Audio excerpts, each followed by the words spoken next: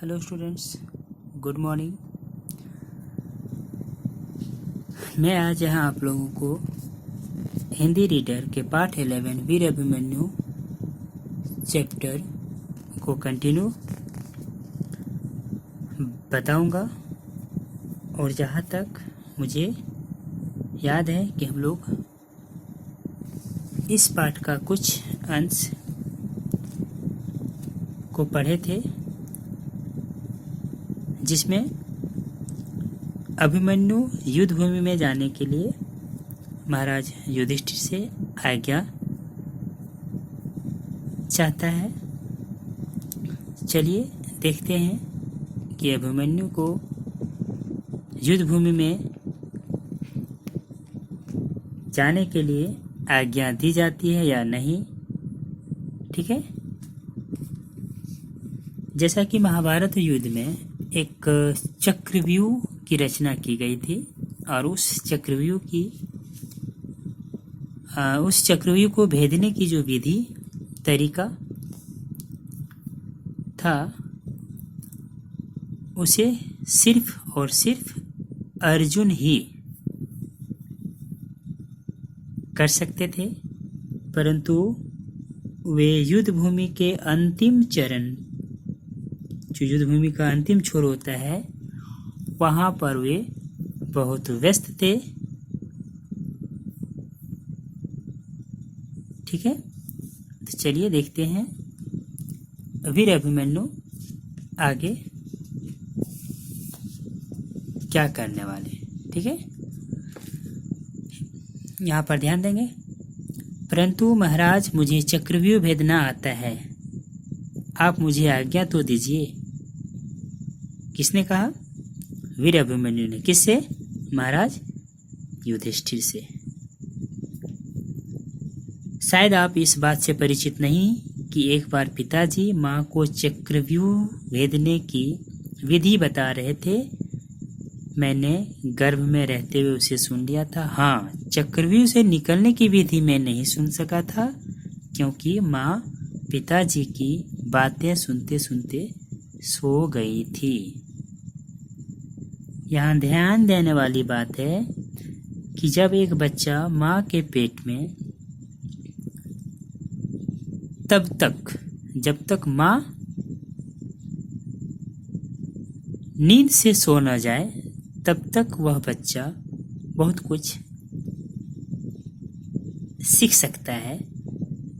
जो बाहर का वातावरण होता है उससे वो वाकिफ होता है।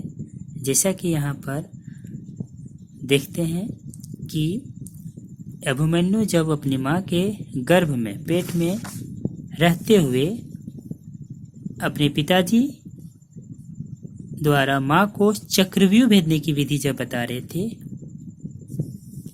वह बात उसने सुन लिया था। परंतु चक्रव्यूह से निकलने की जो विधि होती है, उस रचना से बाहर निकलने की जो तरीका बताया जाता है, जो तरीका होता है, वो वह नहीं सुन सका, क्योंकि तब तक उसकी माँ सो गई थी। और जब माँ सो जाती है नींद से, तो आप कह सकते हैं कि बच्चा कुछ नहीं समझ सकता जब तक माँ जगी नहीं हो। ठीक है, किंतु जब एक बार मैं चक्रव्यूह भेद कर उसमें प्रवेश कर लूंगा, तो उससे बाहर निकलना कठिन नहीं होगा। इतना कॉन्फिडेंस अभिमन्यु दिखा रहा है, या अपने आप पे उसको भरोसा है कि मैं जब उसमें प्रवेश कर लूंगा तो उससे बाहर निकलना कठिन नहीं होगा। कहते हैं एक इंसान को अपने दम पर पेड़ पर चढ़ना चाहिए। कहीं ऐसा नहीं हो कि किसी का मदद लेकर, किसी की सहायता से आप पेड़ पर चढ़ जाएं और जब उतरने की बारी हो तो आप उतर न पाए ना।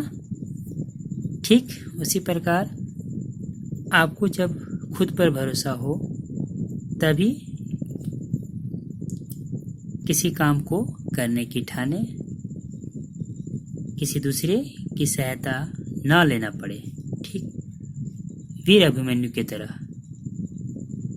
क्यों? क्योंकि वह खुद पर इतना भरोसा रखता है कि मैं उसमें प्रवेश कर लूंगा तो बाहर निकलना कठिन नहीं होगा।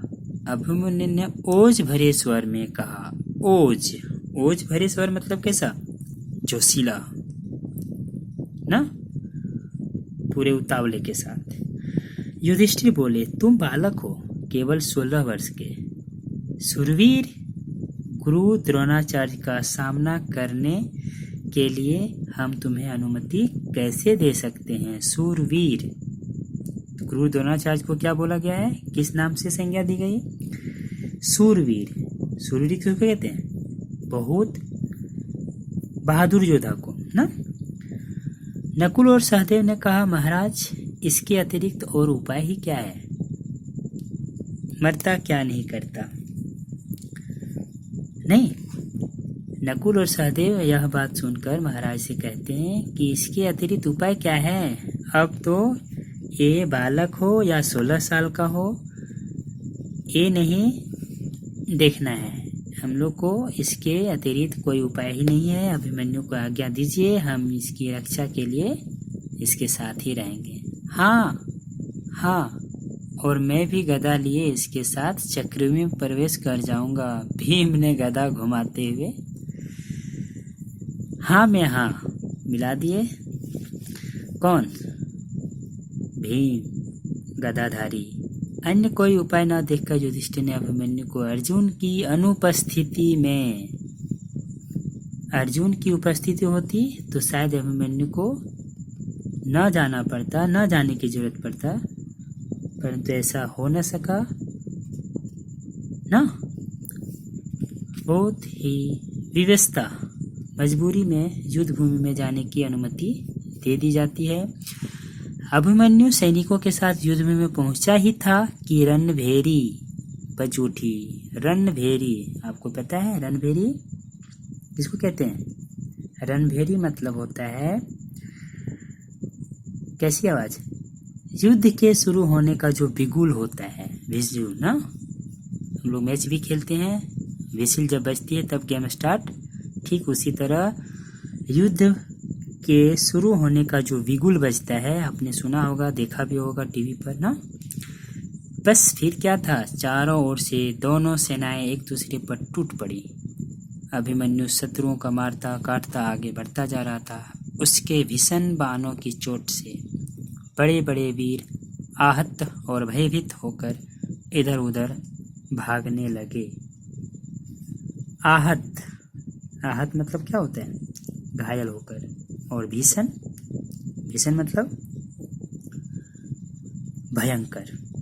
भयंकर बाणों की चोट से। सामने ही चक्रव्यूह का प्रथम द्वार था जिसकी रक्षा जयद्रथ कर रहा था। अभिमन्यु ने बाण से जयद्रथ पर प्रहार किया और चक्रव्यूह में प्रवेश कर लिया। द्वार के रक्षक अभिमन्यु के सामने टिक न पाए और पीछे हट गए। सोचने का समय न था और न ही पीछे मुड़ने। अभिमन्यु का रथ चक्रव्यूह के द्वार के पार निकल गया। भीम, नकुल और सहदेव द्वार पर ही युद्ध करते रह गए। वे व्यूह के भीतर न घुस सके। आप समझ सकते हैं कि वह चक्रव्यूह कितनी जटिल, कितनी आप कह सकते हैं बहुत ही सोची समझी रणनीति थी। सिर्फ और सिर्फ अभिमन्यु ही प्रवेश कर पाया नहीं,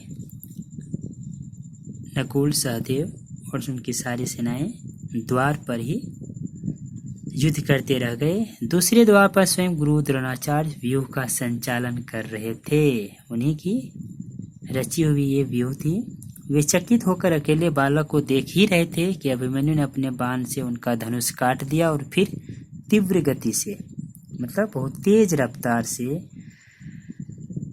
उसके सारथी ने रथ को तीसरी द्वार पर ला खड़ा किया अभिमन्यु जिस वेग से चारों ओर बाण छोड़ रहा था उससे शत्रुओं का उत्साह एकदम मंद पड़ गया।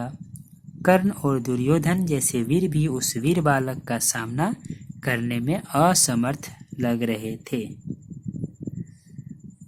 कर्ण और दुर्योधन बहुत बड़े शूरवीर होते हुए भी उस वीर बालक थे तो 16 वर्ष के, परंतु थे बहुत वीर, उनका सामना करने में असमर्थ लग रहे थे। मतलब बालक से युद्ध करना उनके लिए आसानी नहीं हो रही थी ना।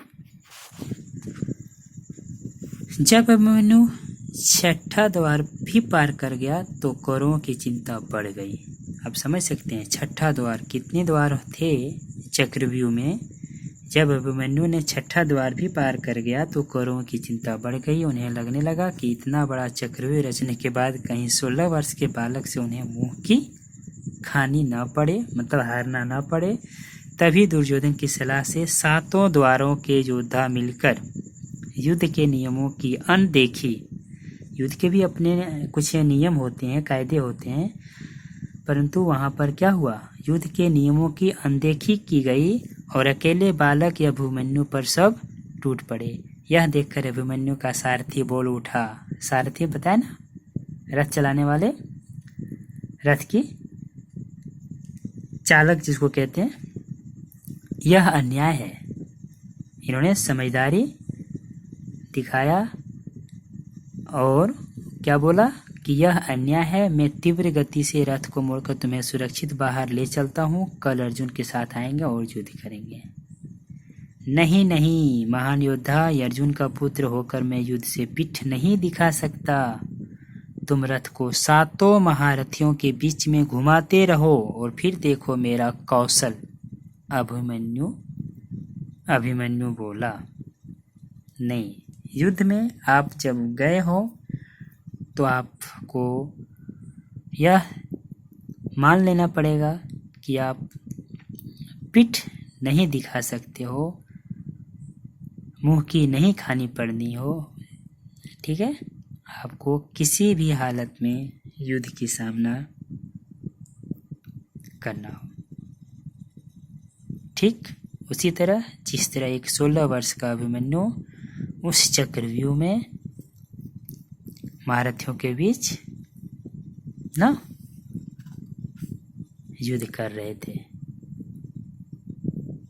तो बच्चों, मुझे लगता है कि आप लोग इस पाठ को अच्छी तरह समझेंगे जब इसके नेक्स्ट अंतिम अंश को पढ़ेंगे, ठीक है। तो आज आप लोग को अभी तक जहाँ तक हम लोग पढ़े हैं वहाँ तक कुछ कठिन शब्द मिलेंगे, उसको अपनी कॉपी में नोटबुक में लिखकर लर्न करेंगे और कल हम लोग इस चैप्टर को शायद समाप्त करेंगे, ठीक है। धन्यवाद।